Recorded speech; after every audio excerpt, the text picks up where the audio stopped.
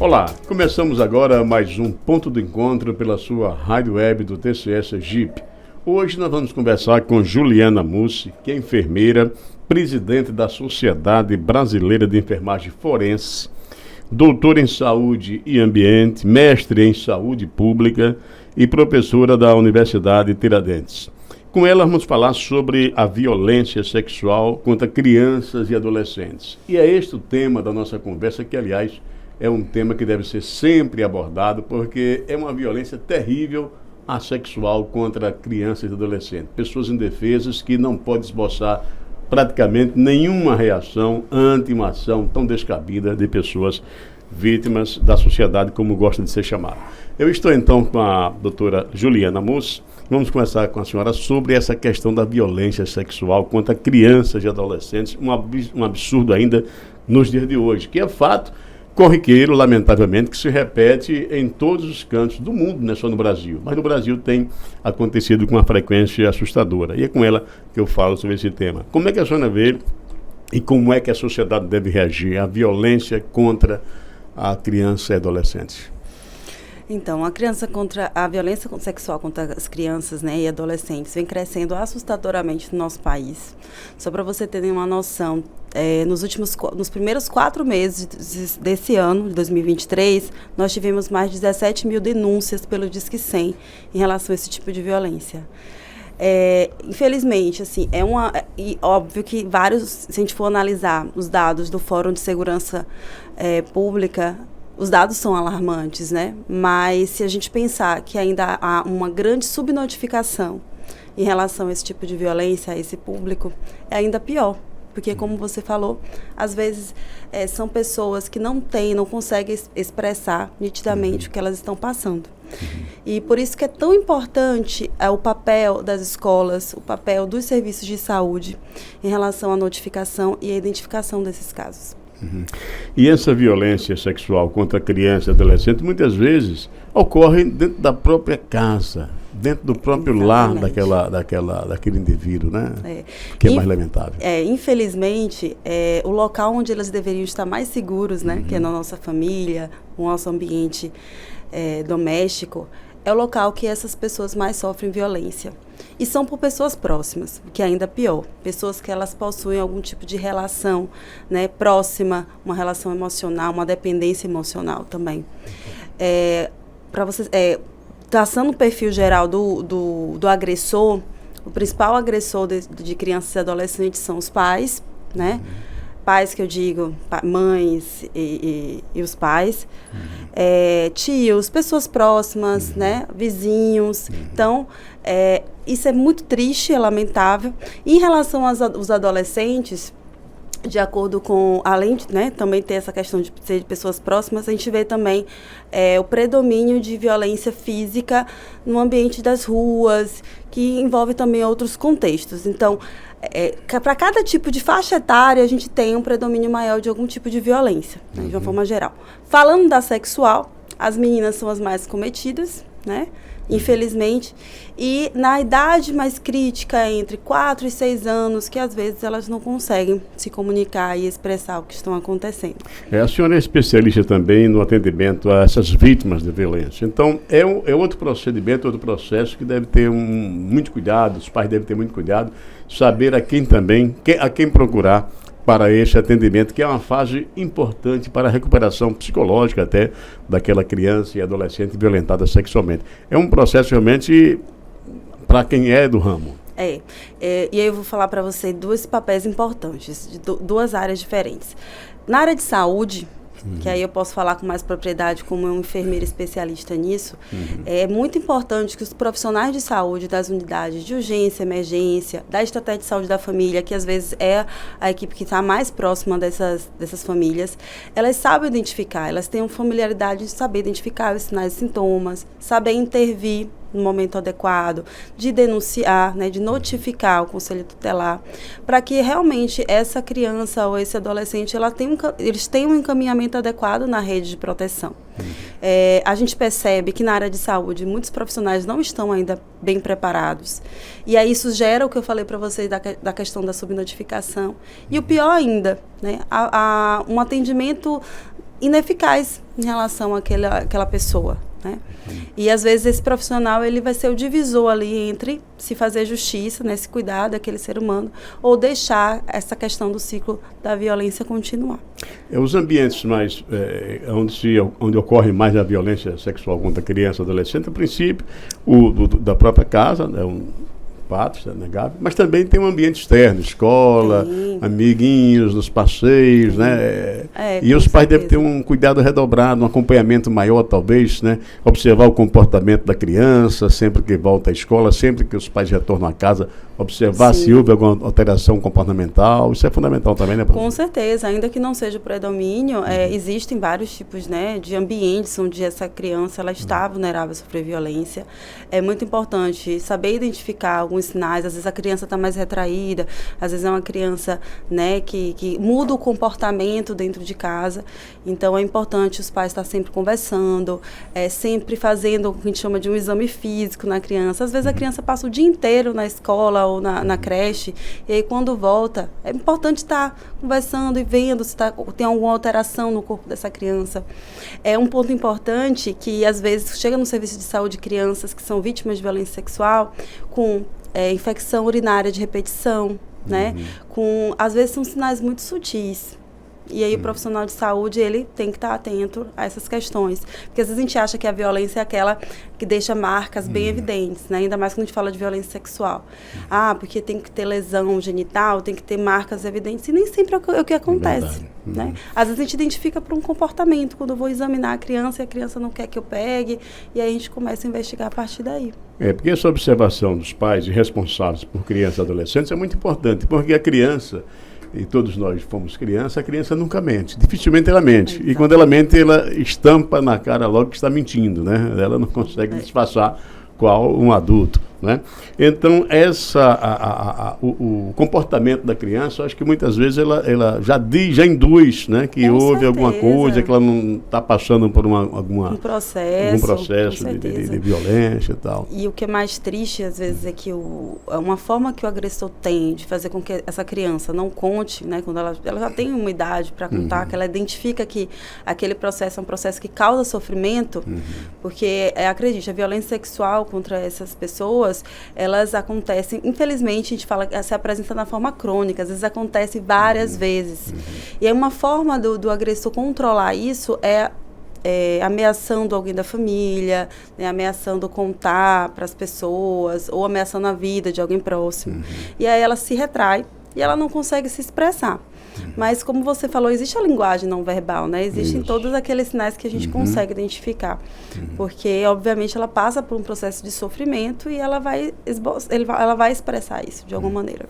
E como é que a Sociedade Brasileira de Enfermagem Forense vem atuando nesse combate à violência e como está agindo em termos de campanhas para alertar a população com relação a esse problema tão grave? Muito bem. Nossa sociedade, ela existe desde 2017. Então, nós somos enfermeiros espalhados pelo Brasil inteiro, né? Especialistas na área de atendimento às vítimas de violência de uma forma geral. Especificamente para crianças e adolescentes, a gente tem desenvolvendo um trabalho nas escolas. São duas frentes. Nas escolas, que a gente tem um projeto chamado Embaixadores da Paz, onde nós realizamos um trabalho de educação e saúde com os professores, em relação à questão da identificação dos casos de violência, e com os próprios alunos. Porque a ideia é montar núcleos em cada escola de alunos que são orientados por professores, para servir de apoio, de orientação, para realizar a educação com os outros colegas, porque eles têm a linguagem deles e se aproximam, né, dos colegas. Então, nós temos esse trabalho, que é um trabalho de prevenção, e temos também um trabalho com os profissionais de saúde, né? Mais para o lado da enfermagem, mas envolvendo, né, médicos, enfim, que é o trabalho de capacitação desses profissionais para a identificação correta e um caminhamento correto dessas pessoas no serviço de saúde e no serviço de proteção. Então, nós temos um curso hoje que é o curso de enfermeiros examinadores de vítimas de violência e agressores, que o objetivo é capacitar enfermeiros do Brasil, né? Quem tem interesse aí no seu estado, basta montar o grupo e nos chamar, que a gente vai, faz a capacitação, com prática, para tentar ajudar nesse sentido. Esse público, no caso, enfermeiros, é um público ligado à área da saúde municipal, sim, estadual? Sim, municipal, estadual. Enfermeiros que atuam tanto no serviço hospitalar como na atenção primária à saúde também. Não importa. Aí a gente quer realmente capacitar esses profissionais, porque não importa se eu sou enfermeira no hospital, na estratégia de saúde da família ou na universidade como professora, nós sempre estamos lidando com situações, sempre aparecem. E como o enfermeiro pode fazer para contactar com a Sociedade Brasileira de Enfermagem? Pronto.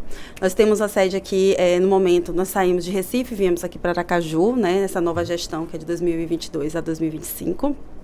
E pode contactar, nós temos nossas redes sociais, temos o Instagram, lá tem nossos contatos por telefone, por e-mail. O Instagram é @sobef_br. E estamos sempre a postos para ajudar as instituições, né, no que for possível em relação às questões relacionadas à violência. Nós criamos também protocolos, tá? Nós geralmente somos chamadas por algumas instituições para criar protocolos nas instituições de saúde em relação aos fluxos desses pacientes, enfim. Né? E temos esse trabalho de extensão nas comunidades. E a questão da enfermagem forense, quando fala em enfermagem forense, é relacionada a fórum, é o fórum jurídico ou o fórum de discussão da questão? Um pouco dos dois, na verdade. O enfermeiro forense, ele é o enfermeiro especialista, né? Nós conseguimos unir o conhecimento da enfermagem, da área de saúde, com o conhecimento jurídico. Porque seria como um profissional que ele é um elo de comunicação entre a justiça e a saúde. Porque que acontece? Nós, na área de saúde, nós acolhemos frequentemente pessoas vítimas de violência. Às vezes somos nós que temos mais contato, até mesmo antes, do que essa pessoa passar, né, pela polícia, ou pelo processo judicial, o que for. Então, nós conseguimos cuidar da saúde do indivíduo e, ao mesmo tempo, ter esse conhecimento para saber como encaminhar, né, quais são as questões jurídicas envolvendo aquela situação. Então, seria um pouquinho dos dois. E temos várias áreas de atuação, né? A senhora também é coordenadora, lógico, do curso de enfermagem aqui em Aracaju. Isso. Tem havido procura dos enfermeiros para essa questão da discussão do forense? Não, temos crescido bastante, né? Desde 2017, onde que nossa especialidade foi regulamentada pelo nosso Conselho Federal, vem buscando bastante. Só que o que a gente precisa agora é mostrar para os gestores o que esse especialista faz, né, para que nós consigamos alcançar espaços de atuação. Então, acho que a nossa luta maior agora é tentar ocupar alguns espaços. Por exemplo, ter um enfermeiro forense nas unidades de urgência e emergência como profissional referência, nas secretarias municipais e estaduais de saúde, né? Porque ali a gente consegue fazer o matriciamento de todas as equipes de saúde, no SAMU, no sistema penitenciário, nas delegacias da Polícia Civil. E no Rio de Janeiro nós já temos a aprovação de uma lei que coloca o enfermeiro forense dentro das delegacias da Polícia Civil como parte da equipe interdisciplinar, para a questão do atendimento mais humanizado à mulher que é vítima de violência. Então, a procura está sendo grande, sim, só que a gente precisa alcançar esses espaços para que esses especialistas eles tenham como atuar efetivamente. Bom, crianças e adolescentes são vítimas de agressão sexual, são de todos, diríamos, os sexos. Mas a mulher, o sexo feminino, é muito mais vulnerável a esse tipo de marginalidade praticada, né? Então, dessa agressão física praticada. É importante, então, porque o enfermeiro, ele é o elo, ele está entre... Quem chega primeiro, antes do médico, chega o enfermeiro, talvez, né? Bem mais ou menos isso, né? Então, se é um profissional que está preparado para esse atendimento, né? Acredito que vai dar muito mais tranquilidade, né, à vítima, mais segurança à família, né, que tem um profissional capaz e competente para tratar, para lidar com aquela questão. Com certeza. É bem interessante essa questão de que em alguns lugares já seja por lei até Sim. Né? A determinação de ter um profissional, né, nas equipes, tal, de disciplinar. Quem sabe um dia a gente consiga alcançar a questão dos MLs, né? Ter um cargo de perito oficial dentro dos MLs. Isso, porque o ML não é somente para fazer autópsia de corpo, não é para também fazer o corpo de delito, né? Exatamente. Então chega uma vítima da violência, ela é levada também para o ML para ser, né, periciada. Sim. E é importante que o enfermeiro com conhecimento, né, dessa área se faça presente para ter um ajudar. atendimento mais humanizado, né? Exatamente. Nós temos esse feeling de cuidar dessa mulher, dessa criança, de uma forma mais humanizada. Desde o próprio curso, assim, do processo de formação do enfermeiro, a gente trabalha muito com essa questão da humanização, do cuidado. A senhora falou em 17 mil casos no Brasil. Pelo No Brasil? No Brasil, nos 4 primeiros meses desse ano. Então, é bem assustador. E se a gente parar para pensar, assim, durante a pandemia, isso aumentou muito, né? Os casos de violência sexual contra crianças e adolescentes, porque a criança e o adolescente, ele passou a não ir mais para a escola, isso colaborou com a convivência maior em casa com os agressores, e a escola, que é um local oportuno para identificar os casos, não estava funcionando. Então, esses dados que eu falei, dos 17 mil, são dados desse ano, mas se a gente pegar os indicadores dos anos antes da pandemia e pós-pandemia, vocês vão perceber que existe até uma diminuição, mas não pelo que houve a diminuição dos casos, mas porque houve uma subnotificação muito grande. Né? Os serviços de referência que funcionavam de proteção, muitas vezes não funcionaram no horário, que, né, ficaram mais restritos, e isso aumentou bastante. E Sergipe, nesse contexto, como é que se encontra? Nesses 17 mil, a sociedade brasileira tem ideia, tem algum dado que identifique Sergipe nessa coisa toda, né? Eu não sei te dizer dados muito precisos, mas Sergipe, ela está, quando a gente analisando a violência sexual contra a criança, ela está entre os primeiros, apesar, né, de ser um estado pequeno, a gente tem aí indicadores bem expressivos em relação aos outros estados, né? Norte e Nordeste ainda predomina muito a questão da violência sexual quando comparado às outras regiões do Brasil, e assim, isso é um indicador bem alarmante que a gente precisa começar a pensar aqui, né? O que as políticas, o que está tendo de fragilidade em relação ao atendimento, o que nós estamos pecando em relação a esse tipo de violência aqui. Talvez formulação de políticas públicas mais eficazes, a identificação, trabalho junto com as escolas para poder melhorar esses indicadores. Mas, assim, aqui, Norte e Nordeste, são duas regiões que esse tipo de violência é muito expressivo. Ultimamente, a própria Polícia Federal tem desencadeado várias operações no sentido de combater a pedofilia, com certeza, que é uma tipo... E a exploração sexual, né, o tráfico humano, que envolve muitas crianças e adolescentes. A gente fala, às vezes, de tráfico humano achando só que a pessoa é enviada para fora. Não, gente, o tipo de tráfico humano mais utilizado no Brasil é a exploração sexual. Crianças e adolescentes estão, né, envolvidas nesse processo. E acontece aqui entre as cidades, entre as regiões, entre os estados, né? É um problema muito sério e com pouca visibilidade, né? Visibilidade no sentido de que precisa ter uma atuação das autoridades mais eficaz em relação a isso. Por exemplo, mulheres que saem de um estado para o outro, às vezes elas até sabem que vão se prostituir, mas não sabem que vão ser colocadas em situação, né, de exploração. Não imagina, né? O meio onde ela vai ser inserida e a forma como será inserida, né? As condições até subhumanas. O aliciador, ele pega os documentos, ele ameaça a família para ela não voltar. Então, isso tudo tem a ver com tráfico humano. E as adolescentes estão muito nesse contexto, né? E os meninos também, que a gente fala muito das meninas, das mulheres, mas os meninos, nós percebemos um crescimento em relação à exploração sexual de meninos também. E o que é interessante, analisando alguns dados estatísticos, as meninas, com o passar dos anos, né, da idade, aumenta-se o número de notificação de meninas em relação à violência sexual. Agora, com os meninos, não. Diminui, quanto maior a idade dele, menor vai diminuindo o número de notificações. Então tem muita questão também do machismo, né, dessa coisa que às vezes o menino, ele está sofrendo, já sofreu em algum momento de violência sexual, mas ele não fala. Então a gente fica, né, com esse dado, essa lacuna aí. Já as meninas não, quanto maior a idade delas, meninas quando elas passam de 6, 7, 8 anos, elas já têm mais essa iniciativa de comunicar. Então esse é um dado interessante, como o machismo e essa questão assim está impregnada na nossa sociedade, como isso interfere nessa questão da notificação da denúncia em relação à violência. Bom, estou conversando com Juliana Mussi, que é enfermeira e presidente da Sociedade Brasileira de Enfermagem Forense. A senhora que conhece também essa atividade de enfermagem forense, as nossas leis, a senhora acredita que poderia ser mais endurecida, mais rígida, para atuar com mais incidência no combate a essa violência sexual contra criança e adolescente? Nós precisa ser temos... aperfeiçoada? Eu acredito que, assim, aperfeiçoamento sempre precisa. Eu acho que a evolução ela é constante. A gente tem o Estatuto da Criança e Adolescente, né, que já coloca alguns pontos, temos outras leis, porém eu acho que a lei ela é importante, mas efetivar, né, fazer com que realmente se cumpra é mais importante ainda. E trabalhar com essa rede de proteção, porque às vezes é instituída uma rede de proteção para essa criança e adolescente, mas essa rede não se conversa.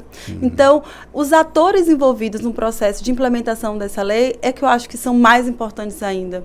E eu não vejo tanta efetividade pela falta de atuação ineficaz, enfim. Eu acho que é isso, porque a gente tem um conselho tutelar, por exemplo, que a gente aciona, tem, né, as delegacias de grupos vulneráveis, mas às vezes você vê que falta uma comunicação, uma efetividade melhor nas ações, né? E aí isso envolve, a gente poderia discutir aqui, isso envolve muitos aspectos. Mas eu acho que, assim, mais do que leis, são os atores que envolvem, né, a implementação dessas leis. Esse é o nosso grande nó.